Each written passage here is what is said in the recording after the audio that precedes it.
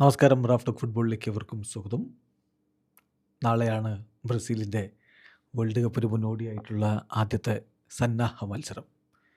നാളെ ബ്രസീൽ പനാമയുമായിട്ട് കളിക്കുന്നു. നമുക്ക് ഇന്ത്യൻ സമയം പറയുമ്പോൾ മറ്റന്നാൾ പുലർച്ചെയാണ് ആ കളി.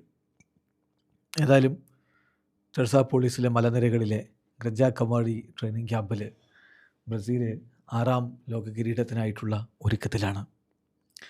ഇന്നലെ മാത്യൂസ് കുഞ്ഞ മാധ്യമപ്രവർത്തകരെ കണ്ടിരുന്നു.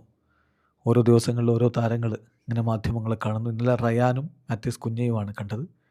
കുഞ്ഞ നമുക്കറിയാം, കഴിഞ്ഞ വേൾഡ് കപ്പ് സൈക്കിളിൽ ദേശീയ ടീമിൻ്റെ ഭാഗമായിരുന്നു. പക്ഷേ അവസാനം ഖത്തറിലേക്കുള്ള സ്ക്വാഡ് വന്നപ്പോൾ കുഞ്ഞ പുറത്തായിരുന്നു.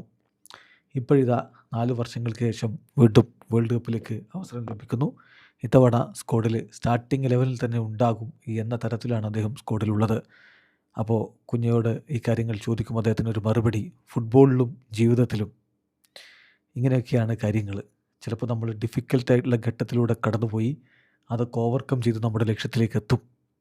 ഞാൻ കടന്നുപോയ എല്ലാ കാര്യങ്ങളും കഴിഞ്ഞ് അവസാനം വേൾഡ് കപ്പിൻ്റെ സ്ക്വാഡ് പ്രഖ്യാപിക്കുന്നത് എൻ്റെ ബർത്ത്ഡേയിൽ ഞാൻ ടീമിലുണ്ട് എന്ന് പറയുമ്പോൾ അതൊരു വിധിയല്ലേ, അതൊരു ഡെസ്റ്റിനി അല്ലേ?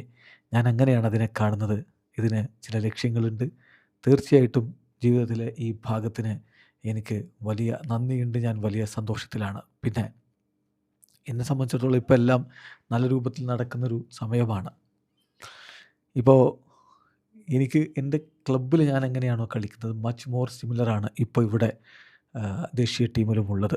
എന്ന് പറഞ്ഞാൽ ബിറ്റ്വീൻ ദി ലൈൻസിലുള്ള മൂവ്മെൻറ്റ്സ്, പിന്നെ മിഡ്ഫീൽഡർ എന്ന രൂപത്തിലോ അതുപോലെ തന്നെ മുന്നേറ്റത്തെ സഹായിക്കുന്ന രൂപത്തിലോ ഒക്കെ കളിക്കുക.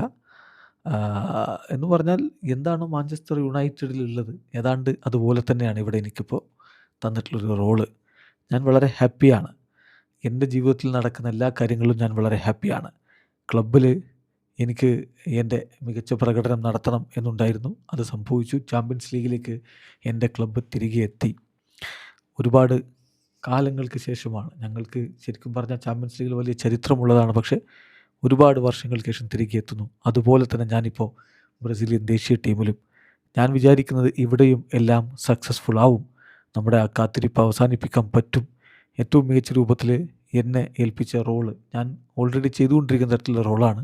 അത് എനിക്കിവിടെ ചെയ്യാൻ പറ്റും എന്നാണ് പ്രതീക്ഷിക്കുന്നത് എന്നുകൂടി മാത്യൂസ് കുഞ്ഞ പറയുന്നു. വീഡിയോ അവസാനിക്കുന്ന ഫുട്ബോൾ ലോകത്തെ കൂടുതൽ വിശേഷങ്ങളുമായി റാഫ്റ്റോക്സിൻ്റെ എത്താം.